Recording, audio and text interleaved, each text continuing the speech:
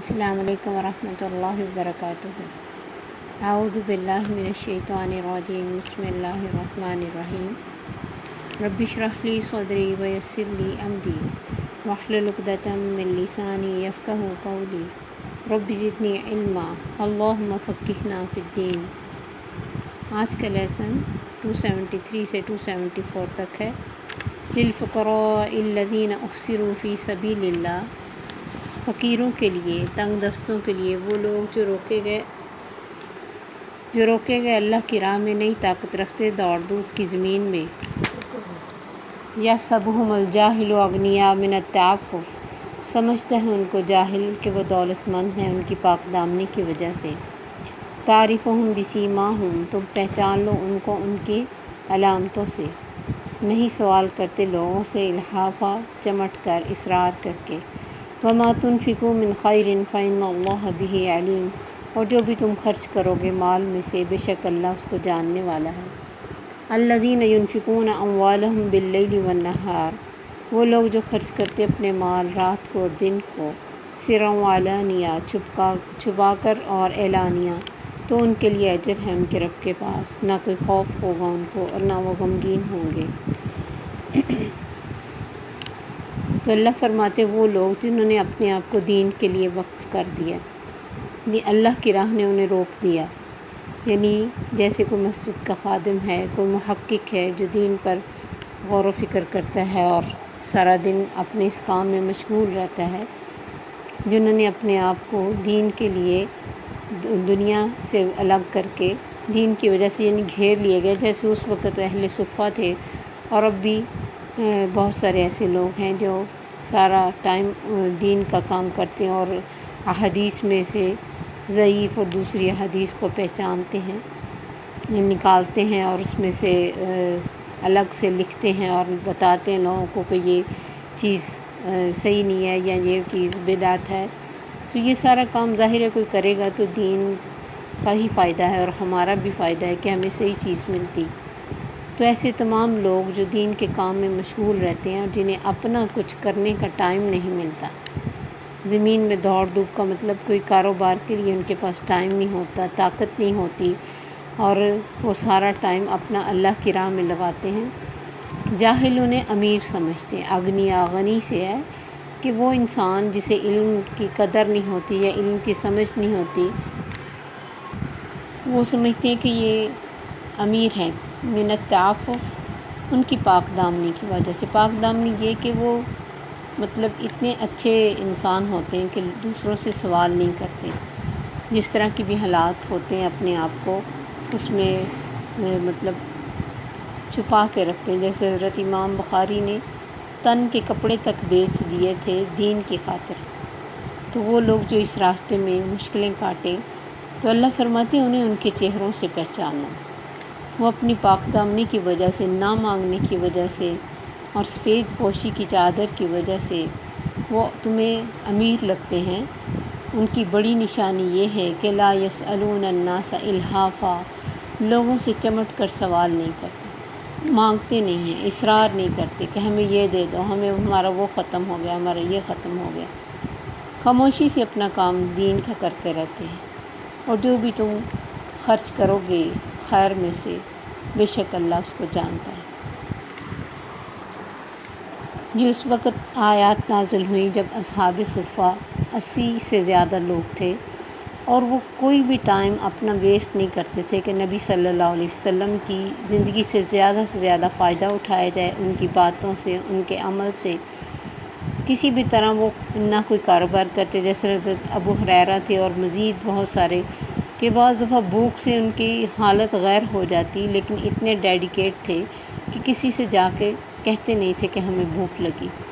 انہیں پتہ تھا کہ یہ جو دین کا راستہ ہے مشکلوں کا راستہ ہے اور مشکلیں سہ کر ہی انسان کچھ پا سکتا ہے۔ اگر یہ لوگ اتنی محنتیں نہ کرتے، اتنا کچھ نبی صلی اللہ علیہ وسلم سے نہ سیکھ پاتے تو کیا ہمیں علم پہنچتا؟ ان لوگوں نے اپنی زندگیاں لگائیں، تو کچھ لوگوں کو تو مکمل اپنے آپ کو اس کام کے لیے سپرد کرنا ہی پڑتا ہے، تب کہیں جا کے دین کا کوئی فائدہ پہنچتا ہے۔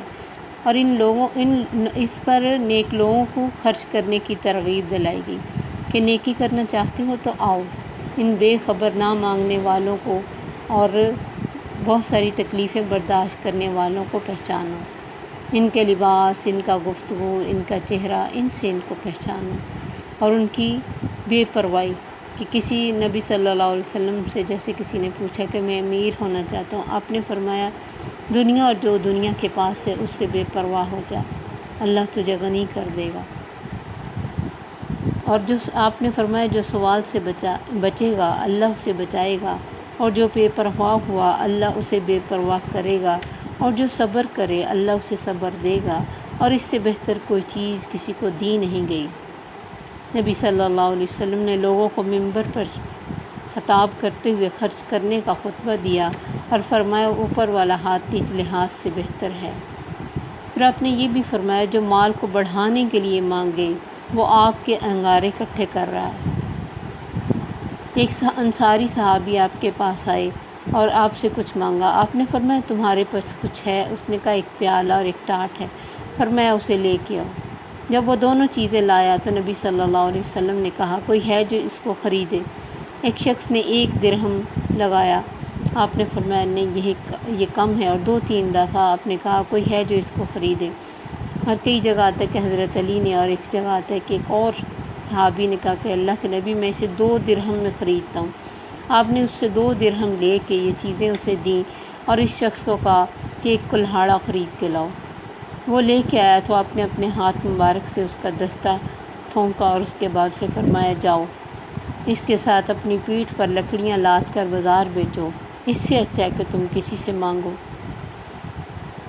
آپ نے فرمایا صدقہ کے مال میں قوت والے، صحت مند اور مالدار کا کوئی حصہ نہیں، یعنی ایسا انسان جس کے پاس حالت جس کی ٹھیک ہے، قوت بھی ہے، ہاتھ پاؤں سلامت ہیں، ان کو مانگنے کا کوئی حق نہیں۔ اور اب آپ دیکھیں کہ جتنے بھی فقیر بن کے سڑکوں پہ کھڑے ہوتے ہیں، عورتیں ہوں یا مرد، وہ کس طرح ٹھیک ٹھاک حالت میں ہوتے ہیں، جب ان کو کوئی کام کے لیے کہا جائے تو وہ فوراً سے دائیں بائیں ہو جاتے ہیں، کیونکہ یہ مانگنا جو ہے نا یہ بہت بڑی ایک شرم کی چیز ہے کہ اپنے ہاتھ کو پھیلانا۔ جب انسان ایک دفعہ ہاتھ پھیلاتا ہے، نبی صلی اللہ علیہ وسلم نے فرمایا مانگتا مانگتا ہی رہے گا، پھر وہ اسی ذریعے سے اپنی ضرورتیں پوری کرنا چاہتا ہے کہ مجھے محنت نہ کرنی پڑے، بیکاری کو اپنی زندگی کا شیوا بناتا ہے، اور اس کے مطابق پھر وہ لوگوں کے سامنے بعض دفعہ آپ نے سنا ہوگا کہ لوگ اس طرح کے زخموں کی شکل بنا لیتے ہیں جو لگاتے ہیں اس طرح کی چیزیں جلدوں پر کہ لگتا ہے انہیں اسکن ڈیزیز ہے،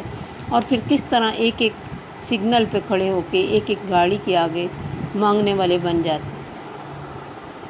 حضرت عمر رضی اللہ تعالیٰ عنہ نے ایک شخص کو مانگ رہا تھا کچھ دیا، اس نے وہی جھولی دوسرے کے آگے پھیلائی، آپ نے اس کی جھولی کو الٹ دیا، فرمایا جو یہ کوئی طریقہ نہیں ہے، یعنی اس طرح کے پیشہ ور جو بیگرز ہیں ان کی تو حوصلہ شکنی کرنی چاہیے، کیونکہ یہ پورا مافیا ہے۔ ہاں وہ لوگ جو اللہ کی راہ میں نظر آ رہے ہوں کہ دن رات، جیسے کوئی مسجد کا خادم ہے، دن رات وہ مسجد کی کیئر میں ہے اور مسجد میں پڑھنے والے بچے ہوتے ہیں، اور بہت ساری قاری حضرات ہیں جنہیں ہم سمجھتے کہ اچھا بھلا کما لیتے ہیں۔ اب آپ سوچیں وہ 10 گھر میں جائیں، 10,000 روپیہ بھی لیں تو 10,000 سے کیا بنتا ہے آج کل کے دور میں، کس قدر مہنگائی، اور ہو سکتا ہے اس کے 5-6 بچے بھی ہوں۔ تو ہمیں بجائے اس کے کہ ہم خود ہی سے کچھ سوچ لیں اور خود ہی سے کچھ فیصلہ کر لیں، ان لوگوں کے گھروں میں جا کر کبھی ان کی زندگیوں کو کسی بہانے سے چیک کر کے ان پر خرچ کرنا چاہیے، کیونکہ یہ اللہ کی راہ میں روکے گئے۔ اس لیے اللہ نے فرمایا جو بھی تم کرو گے اللہ اس کو جانتا ہے، اللہ سے کچھ بھی چھپا نہیں، کوئی بھی تم نے ایفرٹ کی کسی کے حالات کو، بعض اوقات کوئی حقدار بھی ہوتا ہے لیکن اس نے اپنی خودداری کی وجہ سے اپنے آپ کو ایسے رکھا ہوتا ہے کہ جیسے وہ بہت خوشحال ہے، اس کا لباس بھی بہتر ہوتا ہے، اس کے گھر کی حالت بھی بہتر ہوتی ہے، لیکن یہ نہیں ہوتا کہ اسے کسی چیز کی ضرورت نہیں، صرف پہننا اوڑھنا کھانا ہی تو ساری ضرورتیں نہیں ہوتی۔ جب انسان کی اولاد ہوتی ہے اس کو مزید بہت ساری ضرورتیں پڑتی ہیں، کوئی اچانک بیماری آ سکتی، کوئی اس کی شادی کے لیے، تعلیم کے لیے، یا پھر اور تھوڑی بہت اگر وہ سیونگ بھی کرتا ہے اس لیے کہ اپنے بچوں کے کسی موقع کے کام آ جائے، تو اس میں کیا برائی ہے؟ ہر ایک انسان کے پاس اتنا نہیں ہے کہ وہ اپنی سیونگ کر سکے، اور پھر کیا دیتے ہیں لوگ قاری کو، جتنی اسکولوں کی اور سمیسٹرز کی فیسز ہیں اس کے حساب سے دین والے کی کیا اہمیت ہے اور کیا دیا جاتا ہے اس کو۔ 1000 دینا بھی اتنا مشکل لگتا ہے کہ جیسے کوئی چٹی پڑی ہو، حالانکہ ان لوگوں کو دل کی خوشی سے دینا چاہیے جو آپ کی آخرت کا انتظام کرتے ہیں اور آپ کی آخرت کے لیے کوشش کر رہے ہیں۔ کتنی بڑی چیز ہے کہ کسی کو قرآن کی سمجھ دینا یا قرآن کی تعلیم دیے جا رہے۔ حضرت علی رضی اللہ عنہ فرماتے تھے کہ جو مجھے 2 لفظ سکھائے میں اس کا غلام ہوں، جہاں چاہے مجھے یعنی بھیج دے۔ یہ حال ہے کہ وہ سمجھتے کہ جس نے مجھے 2 لفظ بھی سکھا دیے وہ اس کا میرے اوپر اتنا بڑا احسان۔ اور اب سمجھے کہ قاری حضرات کو فیس دے کے تو لوگ گھر والے احسان کرتے کہ جی ہم ان کو فیس دے رہے ہیں، اور اسی وجہ سے ان کی عزت بھی بیچاروں کی ایسے ہی کرتے ہیں جیسے کوئی عام انسان ہے۔ تو دین کی عزت اللہ کی عزت ہے، کیونکہ اللہ کے دین کی عزت ہے۔ اللہ نے فرمایا ان تنصروا اللہ ینصرکم، اگر تم اللہ کی مدد کرو گے تو اللہ تمہاری مدد کرے گا۔ تو اللہ کی مدد کیا ہے؟ اسے کیا ضرورت ہے کسی کی مدد کی؟ اللہ کے بندوں ہی کی مدد ہے، اسی سے انسان کے اوپر اللہ کی مدد آتی ہے۔ تو جو بھی انسان خیر کا کام کرے بے شک اللہ اس کو جانتا ہوتا ہے کہ وہ کس دل سے کر رہا ہے اور کس شوق سے کر رہا ہے۔ الذین ینفقون اموالہم باللیل والنہار، وہ لوگ جو خرچ کرتے ہیں اپنے مالوں کو رات اور دن، چھپ کر اور اعلانیہ۔ فلہم اجرہم عند ربہم ولا خوف علیہم ولا ہم یحزنون، ان کے لیے ان کے رب کے پاس اجر ہے، انہیں کوئی خوف اور غم نہ ہوگا اور نہ ہی ان کو زندگی میں اللہ تعالیٰ مشکلوں سے مطلب دوچار کرے گا۔ جو بھی مشکلیں آئیں گی چونکہ ان کو اللہ پر یقین اور توکل ہوگا تو اللہ ان کی مشکلیں بھی آسان کرے گا۔ اور روایات میں ہے کہ حضرت علی کے پاس 4 درہم تھے، جن میں سے ایک انہوں نے اللہ کی راہ میں رات کو دیا، ایک دن کو دیا، ایک اعلانیہ دیا، ایک پوشیدہ دیا، تاکہ اللہ کے اس حکم پر عمل کر سکیں۔ یعنی وہ لوگ کوشش کرتے جتنا بھی ہے، ضروری نہیں ہے کہ ہزاروں دیا جائے، اگر ایک ایک درہم بھی دیا تو اللہ تو کوانٹٹی نہیں دیکھتا، میں یہ ہمیشہ ہی کہتی ہوں، اللہ کوالٹی دیکھتا ہے۔ تو دن رات چھپے اعلانیہ جیسے بھی انسان کو یعنی ہر وقت یہ خیر کا جو کام ہے رکنا نہیں چاہیے، نہ اس کے لیے کوئی موقع ڈھونڈنا چاہیے کہ بس رمضان ہی آئے گا تو ہم خرچ کریں گے، یا پھر کوئی خاص دن جسے ہم نے اپنا اہم دن بنا لیا اس دن میں خرچ کرنا ہے، یا پھر جو پڑھنے پڑھانے آتے ہیں ان کو 1 سال کے بعد ایک جوڑا یا تھوڑا راشن دے کے تو فارغ ہو جانا۔ یہ چیزیں انسان کو خود سوچنی چاہیے کہ ہر انسان کے ساتھ زندگی کے معاملات ہیں۔ جو لوگ دین کا کام کرتے ہیں کیا ان کے کوئی معاملات نہیں ہیں، ان کے کوئی اخراجات نہیں ہیں، ان کی کوئی ضروریات نہیں ہیں، ان کا کسی چیز کو دل نہیں کرتا ہے، ان کے گھروں میں کوئی اپ سیٹنگ نہیں ہوتی؟ ہر گھر جو بس رہا ہوتا ہے اس کی کوئی نہ کوئی چیز خراب، کوئی نہ کوئی چیز بگڑ رہی ہوتی ہے، تو ان کو بھی ٹھیک کرنے کے لیے پیسہ ہی چاہیے ہوتا ہے۔ تو جو بھی حکمت والا انسان ہے، بصیرت والا انسان ہے، اسے کچھ بھی بتانے کی ضرورت نہیں پڑتی، وہ خود سمجھ سکتا ہے اپنے گھروں کے اخراجات کو دیکھتے ہوئے، اپنے بچوں کے اخراجات کو دیکھتے ہوئے کہ کسی انسان کی اگر 10 20 30 جتنی بھی آمدن ہے اس کا خرچ کتنا ہو سکتا ہے، اس کے گھر میں افراد کتنے ہیں اور بل کس طرح آتے ہیں۔ یہ یعنی ہر چیز، اب کون سی چیز کسی سے چھپی ہوئی ہے؟ اس لیے اللہ نے فرمایا چھپ کر کرو یا اعلانیہ کرو، صبح کرو یا رات کو کرو، لیکن کرنا ہے۔ نفق کا مطلب سرنگ بھی ہوتا ہے جو چلتی رہتی، رکتا نہیں ہے، کیونکہ جب رکتا ہے تو دلوں میں محبت اس کی پیدا ہوتی ہے اور اس کے بارے میں حرص پیدا ہوتی ہے۔ جیسے جیسے اس کو اپنے سے دور ہٹائیں اتنا ہی اللہ دل کھولتا ہے اور انسان کے لیے خرچ کرنا آسان ہو جاتا ہے۔ قبیلہ مزینیہ کے ایک شخص کو ان کی والدہ فرماتی کہ تم بھی جا کر نبی صلی اللہ علیہ وسلم سے کچھ مانگ لاؤ جس طرح لوگ جا کر لے آتے۔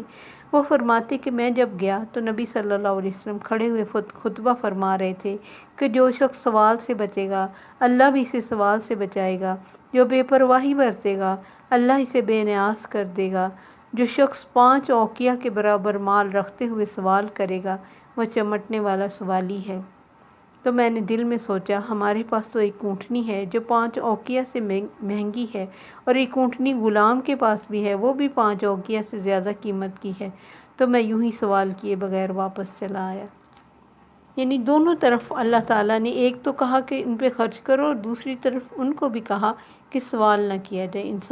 جو بھی انسان کوشش کرتا ہے کہ میں سوال سے بچوں، اللہ اسے بچاتا ہے۔ وَمَن يَتَوَكَّلْ عَلَى اللَّهِ فَهُوَ حَسْبُهُ، جو اللہ پر بھروسہ کرتا ہے اللہ اس کے لیے کافی ہو جاتا ہے۔ وَمَن يَتَّقِ اللَّهَ يَجْعَل لَّهُ مَخْرَجًا، اور جو اللہ کا تقوی اختیار کرتا ہے اللہ اس کو مشکلوں سے نکلنے کی راہ دے دیتے ہیں۔ وَيَرْزُقْهُ مِنْ حَيْثُ لَا يَحْتَسِبُ، اور اس کو وہاں سے رزق کا انتظام کرتے جہاں سے اس نے کبھی سوچا بھی نہیں ہوتا۔ تو ہمارا دین چونکہ بیلنس دین ہے، وہ نہ تو سوال کو پسند کرتا ہے اور نہ اس چیز کو کہ لوگ بے پرواہ ہو کے اپنی زندگی جیے جائیں اور کسی دوسرے کا دھیان نہ رکھیں۔ یعنی دونوں طرف تاکید ہے۔ یہی خوبصورتی ہے ہمارے دین کی کہ کسی بھی غلط چیز کو اللہ نے حوصلہ افزائی نہیں اس کی ہمیشہ اچھائی کی حوصلہ افزائی کی۔ اگر بے صبری گناہ ہے اور صبر کا اجر ہے، ناشکری گناہ ہے تو شکر کا اجر ہے، اور اللہ تعالیٰ نے اسی طرح اگر دینا ثواب ہے تو لینے والے کو بھی سوچ کر لینا چاہیے کہ مجھے اس کی ضرورت ہے کہ نہیں۔ تو سوال سے بچنا، اور سوال سے بچنے والے کے لیے اللہ کی بہت رحمتیں ہیں۔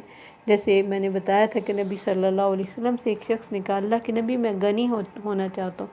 آپ نے فرمایا دنیا اور جو اس کے پاس اس سے بے پرواہ ہو جا، اللہ تجھے غنی کر دے۔ آپ نے فرمایا گناہ تو دل کا گناہ ہے۔ پھر آپ دعا بھی کرتے تھے اللہم کنعنی بما رزقتنی وبارک لی فی، یا اللہ جو تو نے مجھے دیا اس پہ مجھے قناعت دے اور اس میں برکت ڈال۔ پھر ایک اور دعا ہے کہ اللہم اجعل اوسع رزقک عند کبر سنی، یا اللہ میرے بڑھاپے تک میرے رزق کو وسیع رکھنا۔ وانقطاع عمری، اور میری عمر کے ختم ہونے تک میرے رزق کو وسیع رکھنا۔ پھر ایک اور دعا میں نے پڑھی تھی کہیں تو وہ اچھی دعا تھی، اللہم ان کان رزقی فی السماء، اے اللہ اگر میرا رزق آسمان میں ہے فانزلہ، تو اسے اتار دے۔ وان کان رزقی فی الارض، اگر میرا رزق زمین میں ہے فاخرجہ، تو اس کو نکال دے۔ وان کان رزقی بعیدا، اگر میرا رزق دور ہے فاقربہ، تو اسے قریب کر دے۔ وان کان رزقی قریبا، اور اگر میرا رزق قریب ہے فاکثرہ، تو اسے بڑھا دے۔ وان کان رزقی کثیرا، اور اگر میرا رزق کثیر ہے بڑا ہی ہوا ہے فبارک لی، تو میرے لیے اس میں برکتیں ڈال دے۔ تو بڑی خوبصورت دعا ہے۔ اگر کسی کو عربی میں نہیں آتی تو اس کی اردو کو اپنی زبان میں بھی یہ مانگ سکتا ہے کہ کوئی طریقہ، یعنی جو رزق کا جہاں بھی ہو سکتا ہے انسان اس کی دعا کرتا ہے، تو اللہ کے پاس تو ہر چیز کے خزانے ہیں۔ وَلِلَّهِ خَزَائِنُ السَّمَاوَاتِ وَالْأَرْضِ، زمین و آسمان کے خزانے اللہ کے پاس ہیں۔ تو جب ہم کسی کی طرف دیکھتے ہیں کیوں نہیں اس دو جہان کے مالک کی طرف دیکھتے جس کے ہاتھ بل یداہ مبسوطتان، اس کے ہاتھ کھلے ہیں، ينفق کیف یشاء، جیسے چاہے خرچ کرتا ہے۔ تو اللہ سے دعا ہے کہ اللہ تعالیٰ لوگوں سے دور کر کے اپنی طرف نظر رکھے، اور ہمارے دیے جتنا بھی اس نے ہمیں دیا اس میں برکتیں ڈالے، اور ہمارے لیے خیر و عافیت والا اور پاکیزہ رزق ہمیشہ جاری رکھے۔ آمین۔ السلام علیکم ورحمۃ اللہ وبرکاتہ۔ سبحانک اللہم وبحمدک، اشہد ان لا الہ الا انت، استغفرک واتوب الیک۔